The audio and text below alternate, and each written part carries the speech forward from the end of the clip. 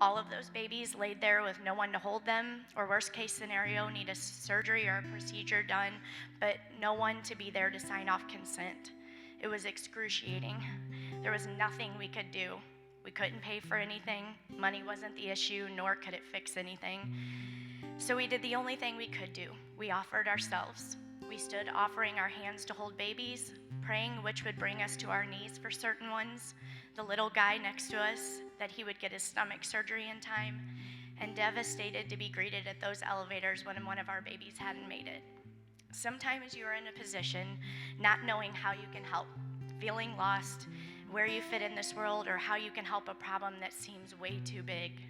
You might not have the money to or the funds to help, but all I can tell you is that being in the thick of it teaches you this. Chaos, sadness, tragedy, and heartbreak brings a glimmer of calm after the storm, joy where you were sad, and miracles from the hurt, and they come from being changed. The NICU changed Dan and I to our core, and we will forever give what we can when needed and give ourselves wherever we are needed. Change comes from offering, but it's not always just about what's in your bank account. It's about offering yourself, offering your heart, and giving what you thought you couldn't give. When you are wiped clean and you've lost it all you have is to give what's left. Give yourself and give your heart, and God will take care of the rest. Pray with me. Dear God, I'm sure there are many of us sitting in this room right now that just don't know what you want from us in many different aspects of our lives. But in this time of offering, just help us to know where you want us, what you want from us, and what you want us to give. And just keep putting it on our hearts, not just today on Sundays when we come to church, but just every day of the week. We ask this in your name. Amen.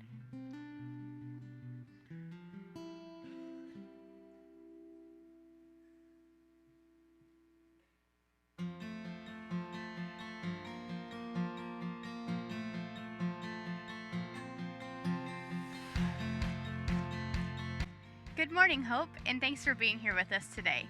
If you're new today, please text WELCOME to the number below.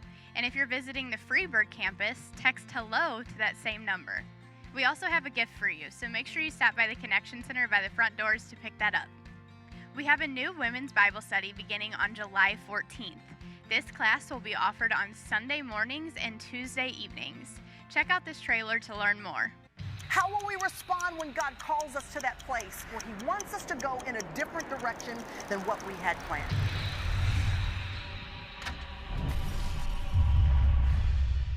Because the book of Jonah, these 4 little simple chapters, are not really about the whale. They're really about our God. He cares. He's concerned. He's going to answer you. He hears you. One of the best things that can happen to us is when we get swallowed by a fish called grace. When we get swallowed by God's divine mechanism, at the time it doesn't feel good.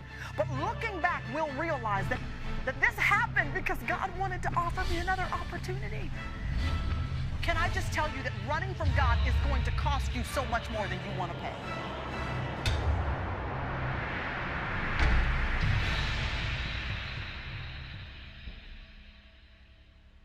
If you would like to join us, you can register online at hopeforhim.com, or you can visit the kiosk in the lobby today. Brendan Norper is here today, and he has a kiosk in the lobby to talk about Casas por Cristo. If you would like to learn more about this awesome mission, make sure you stop by and hear what he has to say. There is a meeting today for all parents of students going to CIY. It will be held upstairs in the youth room after third service. So if you have a student going to CIY, make sure you don't miss it. Thanks again for being here today. Now get out your sermon notes and get ready for the message.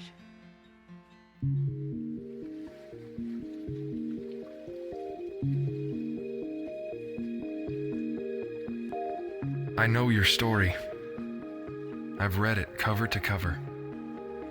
And I know the storms that will come.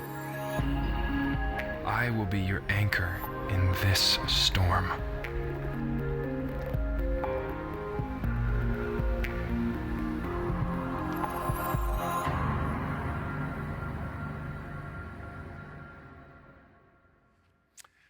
good morning, everybody. It's good to be with you, to be able to fill in for Daryl as he's getting a much-needed respite. My name is Daryl Bowl, and I'm another Daryl. It's a very interesting name. I read an article one time that said it was one of the most undesirable names to give a child. Yeah, and the reason being that, well, they gave several reasons. One is because it's spelled several different ways. Mind you, only one way correctly. And also because the name Daryl is a male and female name. You know, there's the actress Daryl Hannah. And also because of a show, the Bob Newhart Show. Remember that years ago, you know? That had on there those three brothers that were just so backward. Remember their names? Larry, Daryl, my other brother Daryl. And the connotation was anybody with the name Daryl was dumb enough to be twins. Yeah. So, my name is Daryl Bowl, and 2 years ago, I retired after a 44-year ministry with the Greenville First Christian Church, and what a joy it was to minister there. Now, to say I'm retired is really a misnomer. Really, I've recalibrated. I'm just busy doing other stuff, you know, and I like spending more time with my wife, Sally, who's here, and our family, and I'm certainly enjoying experiencing more moments with them and loving that a lot. My wife and I have been able to do a good bit of traveling, a lot of fun. Also, speaking of traveling, I've become an Uber driver. I am now an Uber driver. I am. For my granddaughters who live in St. Charles, where we now live, I haul them around their various activities. That is just a hoot. The pay is incredible, you know, all the conversations and the hugs, great, you know. I've also been playing a little more golf. Any other golfers out there? Any more golfers? Okay, a few of you. Like to play golf. Speaking of golf, I'm determined to shoot my age in golf before I die. I am. And on a related note, I'm determined to live to be 120. I am. And then I'm also been speaking a good bit, and I still have a fire in my belly. I'm excited to share with you this morning. I'm going to be here the next 2 Sundays as well, so you all come back. Good to see you. Now, I promise I won't be long-winded. I won't. I remember one time in Greenville, we had a revival speaker that was really, really good. It just took a long time for his train of thought to reach a terminal, if you know what I'm talking about. He'd just go on and on and on and on and on and on. One night in this revival meeting, he'd gone on and on and on and on. There was a guy sitting up the front, got up and walked out. Was back in the lobby, and the usher said to him, "Where are you going?" He said, "I'm going to go get a haircut." He said, "How come you didn't get one before you came?" He said, "I didn't need it." And so, yeah. So like Henry VIII said to all of his wives, "I won't be keeping you long," and I won't, okay, I won't. Now, some of you may recall how back on May the 8th in the year 2000, there was this nasty virus that spread across the globe. It wasn't a physical virus, it was an internet virus, one of the worst ever. You may recall this. How it worked was when a certain email a document was opened, it instantly infected every address in your email account, every one. This particular virus traveled from Asia to Europe to the United States in a span of 4 hours. I mean, it caused Parliament to shut down. Here in this country, major corporations virtually shut down for the day because this internet virus, I mean, it just crippled their computer systems. It inflicted more than $15 billion worth of damages. Now, why would thousands of people open up an email from an address that they're not acquainted with? You know why? Well, the answer the email had as the subject line, love letter. And it's just awful hard for people to resist opening up a love letter. And so this love letter virus, that's what it was called, it spread across the globe like a wildfire because everybody wants to be loved. Remember that Burt Bacharach song that came out back in 1965? You fellow boomers may remember this song. It goes like this. What the world needs now is love, sweet love. It's the only thing that there's just too little of. What the world needs now is love, sweet love. No, not just for some, but for everyone. Thank you for your response to that. I just appreciate that. Think I'll keep my day job. Wait, I don't have a day job. We'll go on here now. But what a great song. And listen to me now, of all peoples, of all places, the Bible says that love, sweet love, ought to be found in evidence in those of us who wear the name tag Christian. Jesus said that ought to be our subject line. Now, in John 13:35, Jesus said this. He said that the world would know that you belong to me, that you are my disciples by, what do you do? That you Love one another. Galatians 5 says that the very first fruit of the Spirit, evidence that God is living and working in our lives, is love. I think of what the Apostle Paul said in 1 Corinthians 13, where he reminds us that we can do a lot of great things, individually, collectively. I mean, you can have great worship services here. I mean, you can just run creative programs for all kinds of age. I mean, you can have phenomenal facilities, and you can and are doing all kinds of good stuff like that. Way to go, Hope. Way to go, way to go, way to go. But if the church, this church, any church, isn't known first and foremost as a church that loves one another and loves all peoples, doesn't mean all that much. But, listen to me, if we live our lives as a love letter from God, that's the kind of church that's going to rock its community and its county and beyond. This summer, you're going through the books of 1st and 2nd Peter. And this morning we come to 1 Peter chapter 3, where Peter challenges us to be a people marked by love in 3 different areas. Now, we're going to spend most of our time on the first area and consider what love should look like in marriage. What does love look like in the everyday life of a marriage? Peter answers that question for the wives first, ladies first, and then he addresses the husbands. Now, ladies, before we look at these verses, some of you may have already noticed that Peter talks about the wives for 6 verses. And he talks to the husband for only 1 verse. Now, what's up with that? I asked my wife about it, and she said this. Why 6 verses for wives and 1 for the husbands? She said it's because a man wrote it. Yeah, it's true. But there's more behind it than that. William Barclay reminds us that back in this culture, the wife's position was much more difficult than that of her husband. If a husband became a Christian, he would automatically take his wife with him into the church, no problem whatsoever. But if a wife became a Christian while the husband did not, she was taking a step which was unprecedented, and it produced incredible tension. Because back in the ancient world, women had virtually no rights. I mean, she was owned by her husband. And for a wife to change her religion while her husband did not, it was unthinkable.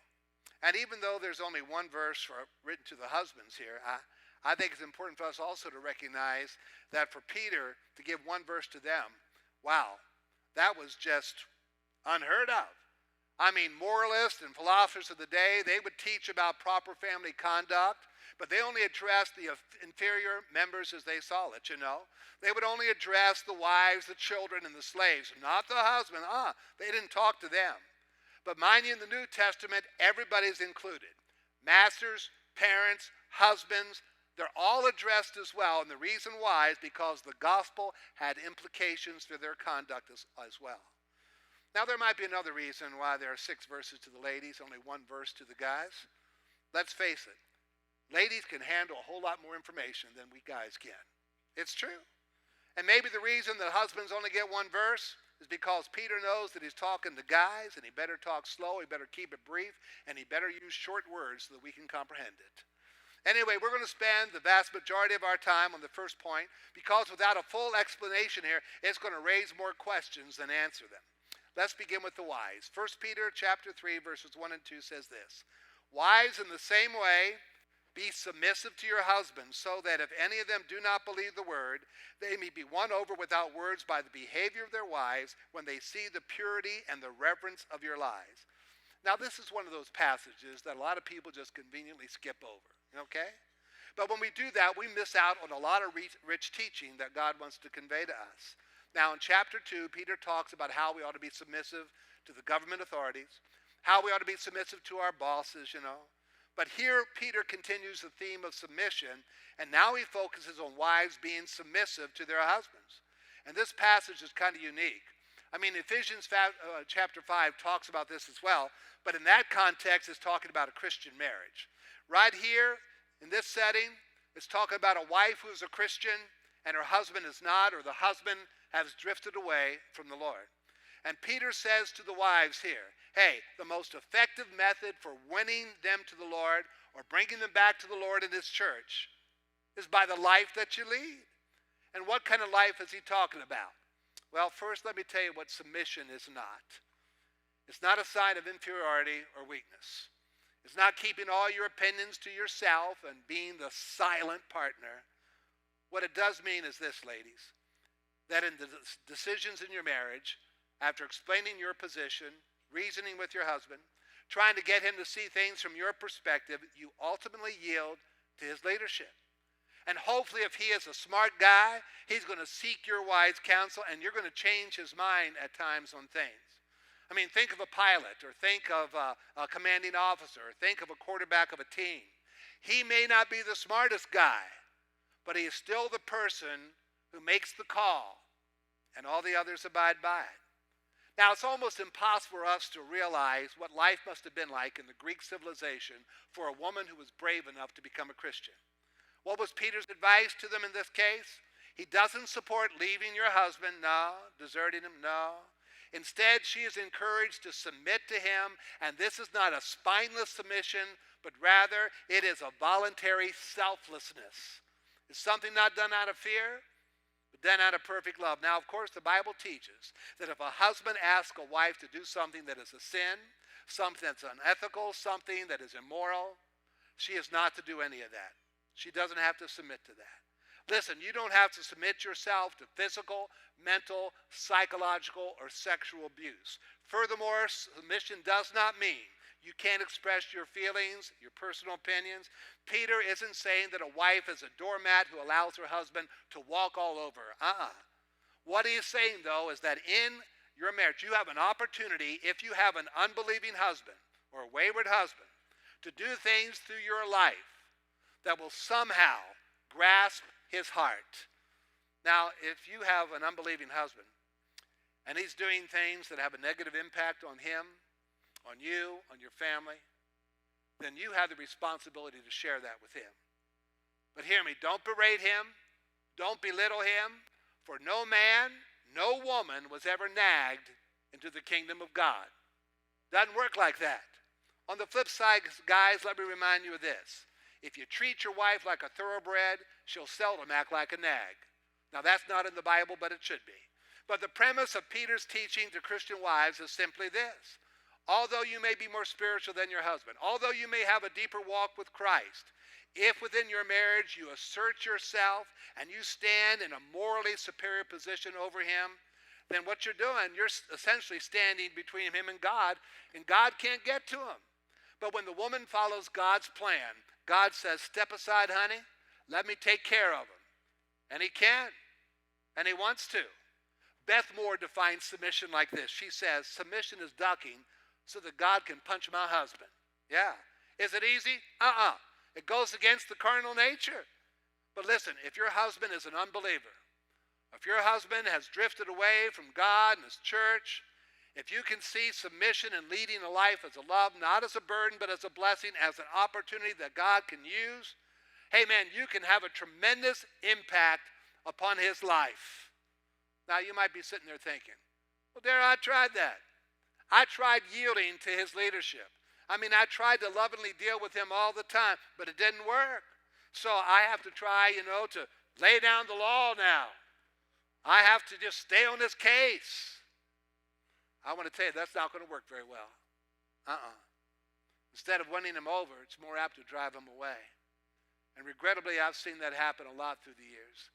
A well-meaning wife who tried to cram faith down the throat of her unbelieving or wayward husband just continued to do that, boy. I'm also certain that there's many a guy in this church who's faithful to the Lord today because your wife fleshed out Christianity in front of you, modeled Jesus Christ in front of you. And you finally said, boy, I've got to go to church. I got to check it out and go see what changed my life. And you got here and you found out who changed your wife. It was Jesus Christ. Now, Chuck Swindoll suggests that there are 4 key words for the ladies here in this passage. The first is action. Verse 1 says that wives should win their husbands over by their behavior, talking about their conduct, their character, their life, and their love. The second key word is adornment. 1 Peter 3 verses 3 and 4 says, your beauty should not come from outward adornments such as braided hair and wearing of gold jewelry and fine clothes. Instead, it should be that of the inner self, the unfading beauty of a gentle and quiet spirit, which is of great worth in God's sight. Now, the Greek word here for adornment is a derivative of the word cosmos, from which we get our word cosmetic. So in other words, Peter is saying, your beauty shouldn't primarily be cosmetic. He's saying, instead it ought to be internal, what's on the inside. Now, mind you, he's not saying don't wear any jewelry. He's not saying don't wear any makeup. He's not saying don't wear nice clothes. He's not saying don't fix your hair. I mean, husbands are proud of their wives when they try to look nice. Chuck Swindoll said nobody wants his wife to look like a fundamentalist. So Peter is not saying don't give any attention to your appearance, but he's saying don't major on the external. You focus on the inside. I remember when our daughter was growing up, I'd always say to her, Suzanne, you are so pretty. You're just so pretty. You know my wife would say to her all the time? Suzanne, I think you're sweet. I think you're sweet. And that really is more important, that inner disposition there. The third word is attitude. Peter said in verse 4, have a gentle, quiet spirit. Here's how the Message paraphrases that. It says, what matters is not your outer appearance, the styling of your hair, the jewelry you wear, or the cut of your clothes. What matters is that attitude inside. In my ministry, I did a lot of counseling, just went with the territory. And you know, I used to think that the people with the biggest problems are the people who came to see me. And you know, one day I learned that the people who get divorced are not the people who have the biggest problems in marriage. No. I realize that the only difference between marriages that make it and those that fail is not the size of the problem, but the attitude that people have. I realized a long time ago that if we worked as hard after we're married as we did before we're married, most people would stay married. I mean, so many people, they get married, they stand before an official of some kind, they say, I do, and then they don't anymore. Go figure, can't figure it out. Maybe it's the flowers or something, I don't know. Now, let me tell you what pre-marriage counseling is like. I officiated over 1,000 weddings in Greenville. I'm going to write a book on weddings someday. Let me tell you what pre-marriage counseling is like. Got a couple comes into my office, young couple, and they're holding on to each other, and they got this lovesick look on their face, you know. And I have a chair there and a chair there, and they both sit down in the same chair. And they're just so in love, you know, just so in love. I try to talk to them, does absolutely no good. They're not listening. But they're in love, but I ask them some questions. I say, well, do you have a job? No. But we're in love. Well, do you have a place to live? No. But we're in love. Well, do you have a vehicle? And the guy pipes up and says, yeah, I have a 2005 Ford pickup. Yeah. Well, that's nice. There, and so I try to talk with them some more, you know, and I pray with them. And then time is up, and I walk them out to that vehicle, and they go out to that Ford pickup. He goes around to the passenger side. He opens up the door and lets her in. And you know what she does? She slides almost all the way over to the driver's side. I never figured that. Why doesn't he just open up his own door and make a shortcut out of it? I don't go for it. And then they just drive off into the sunset, you know, as happy as could be because they're in love. Regrettably, what often happens, though, is 3 years later or so, they come back into my office. And they went out. They want a divorce. They come in, got a chair there, got a chair there. They're sitting in those separate chairs. And they're glaring hatefully at each other, attacking each other. I mean, go figure. Now, you think about it now. Here after 3 years, they both have jobs. They both have vehicles. They got a place to live. They have everything that they didn't have before they got married, and now they're just willing to chuck it all. They want to bail and pull the ripcord. Why? I'll tell you why. You see, before they got married, they looked at each other through the best of eyes and with the best of attitudes. But when problems came up in their marriage, and listen to me, problems arise in every marriage. When problems came, what happened?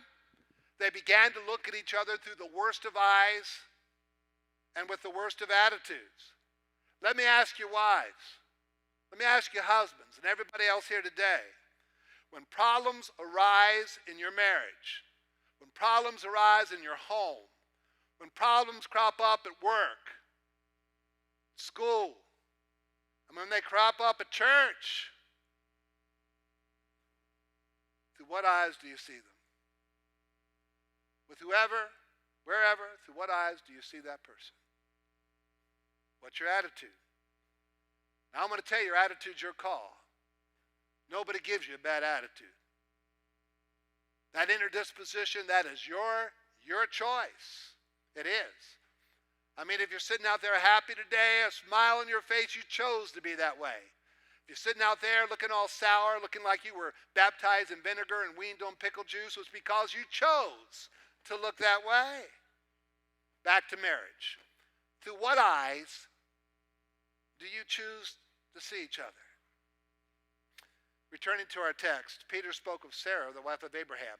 This is what he says in verses 5 and 6. Love this. For this is the way the holy women of the past who put their hope in God used to make themselves beautiful. They were submissive to their own husbands, like Sarah, who obeyed Abraham and called him her master. You are her daughters if you do what is right and do not give way to fear. And that brings us to the fourth word, which is attention. Peter says, Sarah obeyed Abraham.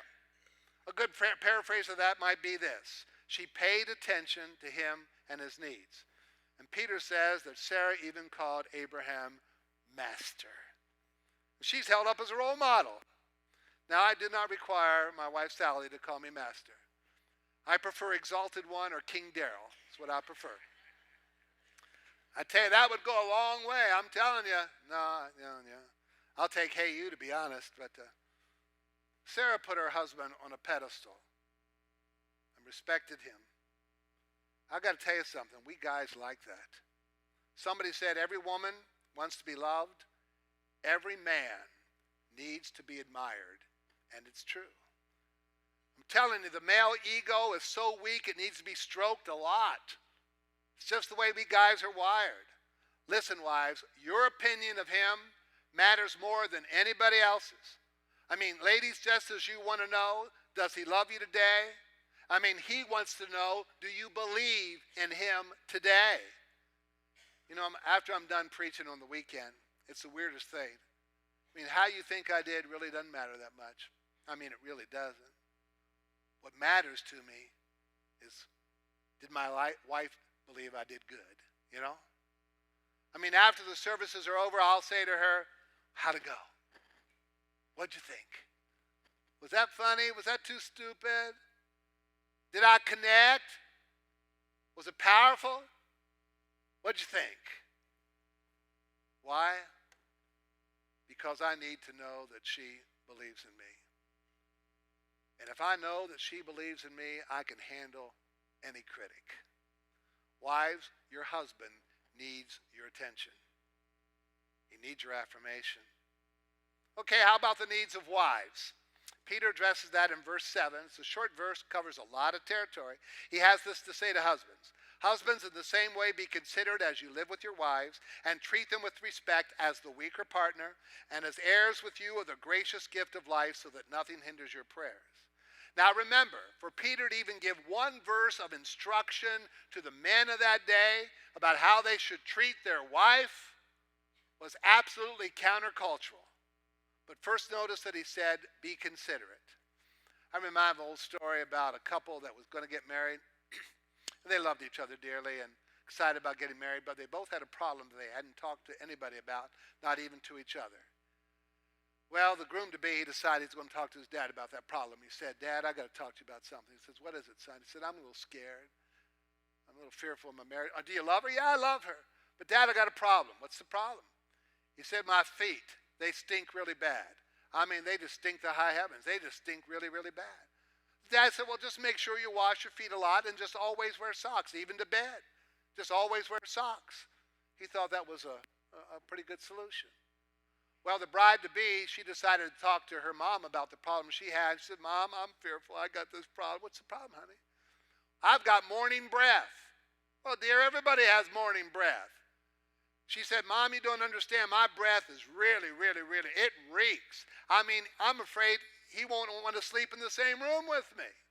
Well, honey, here's what you do.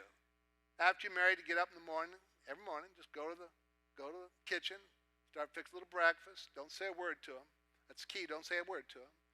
And then when he comes in and start eating breakfast, you just go into the bathroom and brush your teeth really well.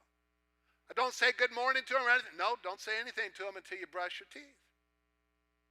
She said, okay, Mom. They get married. Everything's hunky-dory, they're doing so well. Him with his perpetual socks and her with her morning silence, still doing well. About 6 months into the marriage, though, one morning, early in the morning, he awakens with a start, and he realizes that one of his socks has come off. Well, he's frantic, and so he's just scurrying under the covers trying to find that sock, and in the process, he wakes up his wife. And she's startled by that, and without even thinking, she says, "What on earth are you doing?" To which he replies, "Oh my, you've swallowed my sock."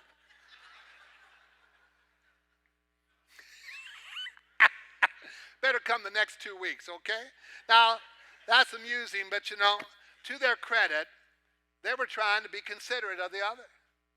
That's needed in marriage. And Peter here stresses to husbands, be considerate as you live with your wife. And literally translated, that means this: live with the knowledge of your wife. In other words, you're involved in her life, you take an interest, you're a student of your wife. What are her hopes? What are her dreams? Guys, do you remember when you were dating, you could talk for hours and hours on the phone, just listening to her voice? Just listening to her breathe. It was so good.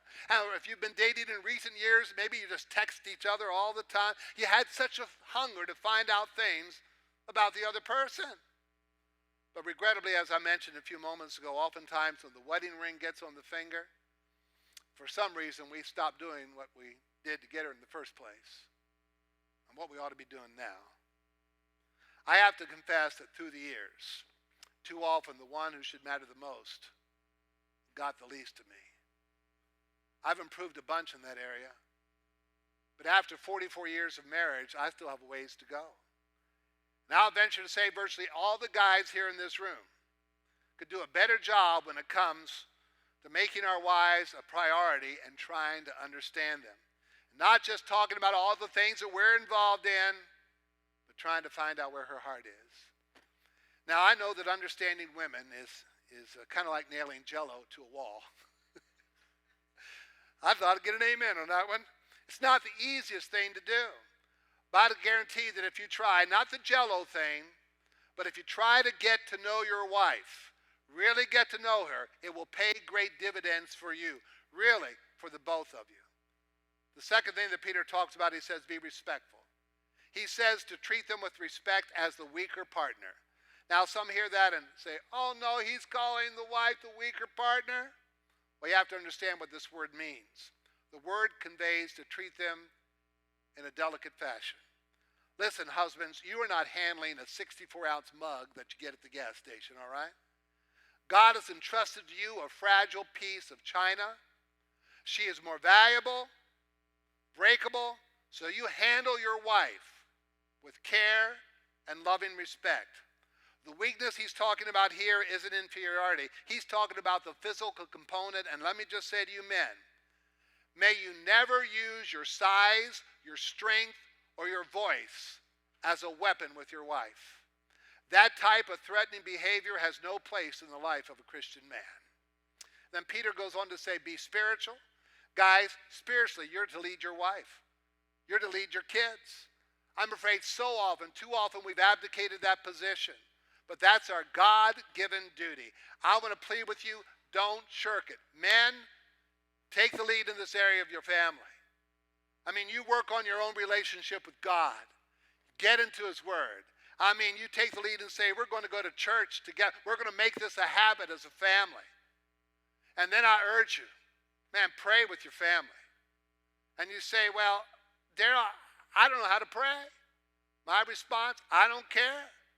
I just challenge you to resolve from this day forward, I'm going to try. Start at mealtime. Say, God, thank you for my spouse. Thank you for my kids. Thank you for this food. And go from there. You say, well, Daryl, that makes me uncomfortable. I beg you to determine from this day forward, we're going to be a family that prays together. Husbands, again, I implore you to take the lead.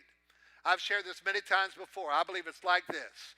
You got the husband here, you got the wife here. It's like a triangle. And you got God up here. Husband here, wife here. And watch this. When the husband and wife get closer to God, they get closer to each other. And I'm telling you, that's just the way it works. With the time remaining, let's quickly look at two other areas. What does love look like for the church? In verse 8, Peter says, finally, all of you live in harmony with one another. Be sympathetic, love as brothers, be compassionate and humble. He mentions four kinds of love that ought to be evidenced in the body of Christ, in this church right here.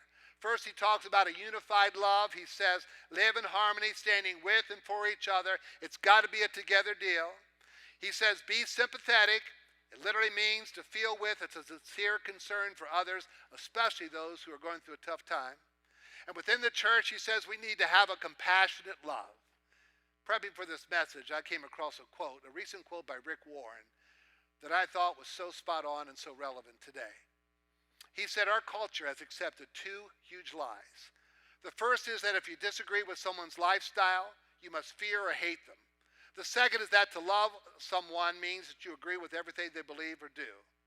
Both are nonsense. You don't have to compromise convictions to be compassionate, and we mustn't compromise our convictions. But my friends, we need to make sure that we have a compassionate love towards all peoples, no matter who, no matter what, whether they agree with us or us with them, because they matter to God, and therefore they've got to matter to us. And then the fourth type of love is a humble love. Friends, the church should be a model of humility in the way that we relate to and interact with others and with one another. Rick Warren says in the first line of his book, The Purpose-Driven Life, it's not about you. And I'm telling you, it's not about you. It's about him first and others, okay? Peter says that's what love should look like in the church. Then he talks about one final area in this passage, and that is, what does love look like in the world? Verse 9, do not repay evil with evil or insult with insult, but with blessing, because to do this you were called so that you may inherit a blessing. Now, what I see is that short phrase, refuse to retaliate. Refuse to retaliate. Mighty tough to do. I mean, when we think we've been wronged or feel that we've been wronged, our first inclination is to lash back and to get even, isn't it? Well, I'm going to show you a clip from the old show, Malcolm in the Middle, that I think shows well the folly of doing that. Watch this.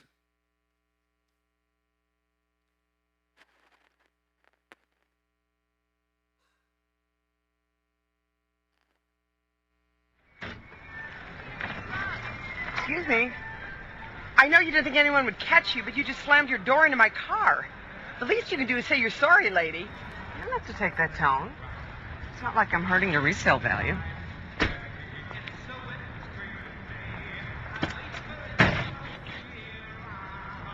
I'm sorry. See? Like that.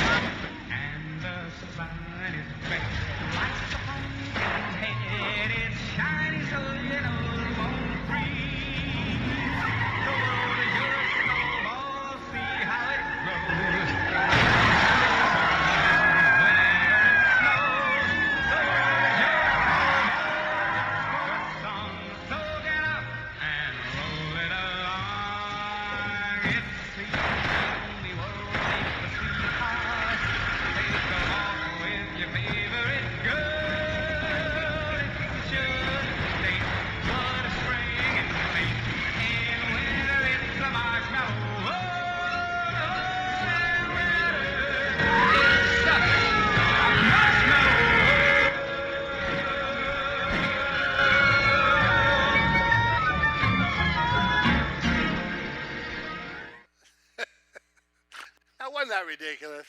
Yeah.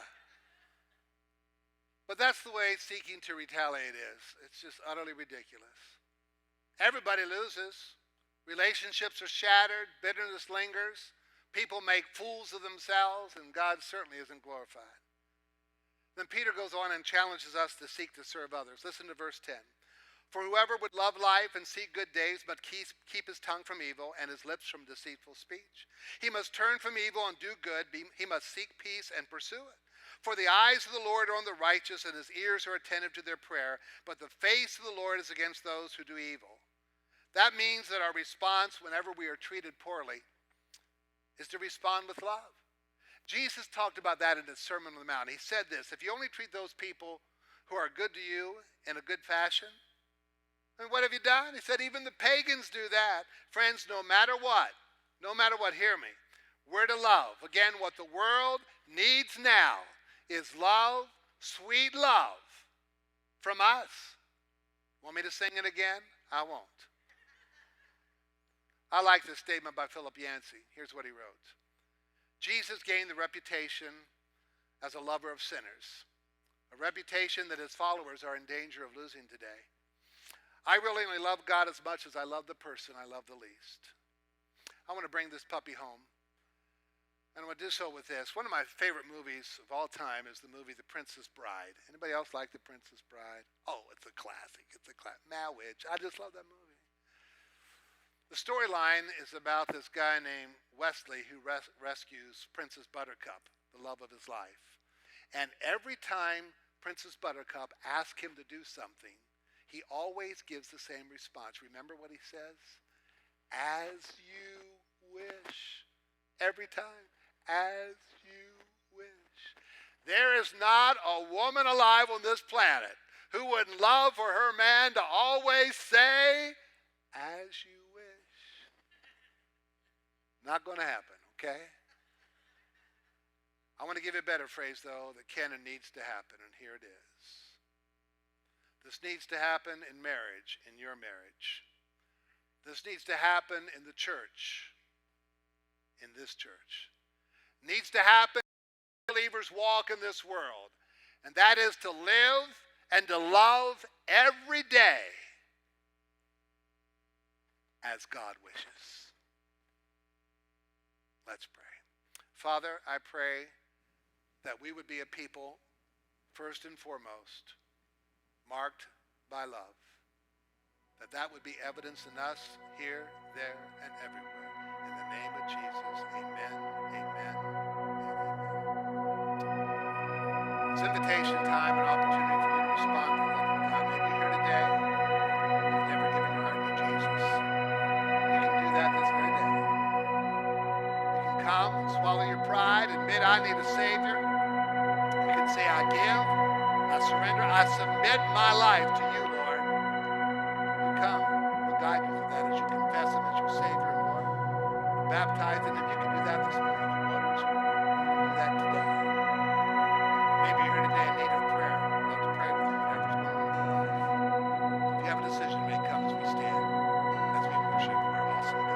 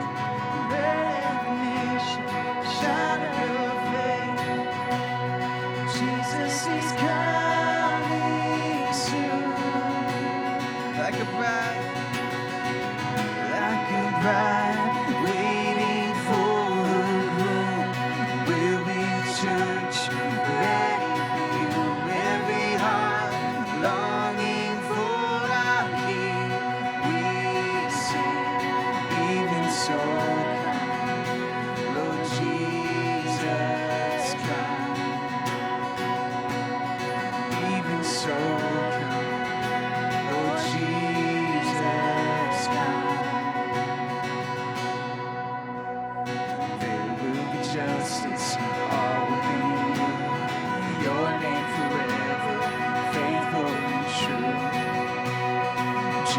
Jesus is coming soon. Like a bride waiting for a groom, will be the church ready for you. Every heart longing for our King, we sing, even so come, Lord Jesus, come. Even so come, Lord Jesus, come. So we wait for you. God, we wait, you're coming soon. So we wait for you. God, we wait, you're coming soon. Like a bride waiting for a groom, we'll be the church ready for you. Every heart longing for our King, we sing, even so come, Lord Jesus, come. Even so come, Lord Jesus, come.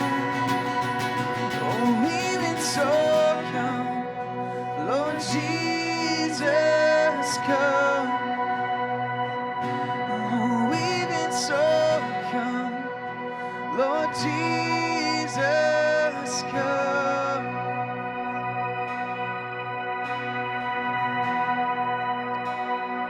You know, Jesus is coming. He's coming again. He's coming for those who follow him, whose lives are marked out by love. I pray as you leave here today that this message of love, how we're to be marked out in love in our relationships and marriage relationships and in our work relationships and in the church, that people see love, that they see Christ, that Christ is made much of in your life. I want to thank Daryl for being here as our other brother Daryl is taking the next 6 weeks off to be on retreat.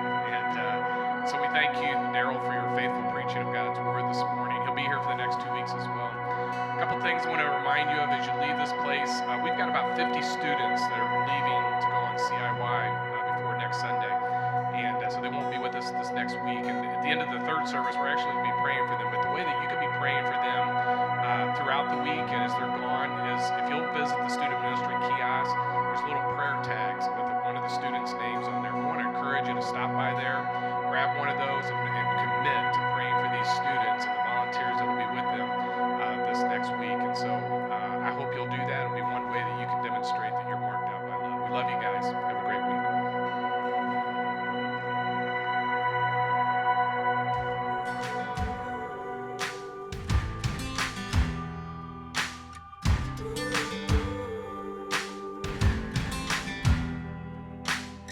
I've read the story, I've seen the movie. I give to charity and tithe my 10%. These I remember, but I so easily forget. All these years never heard it like this. It should have been me.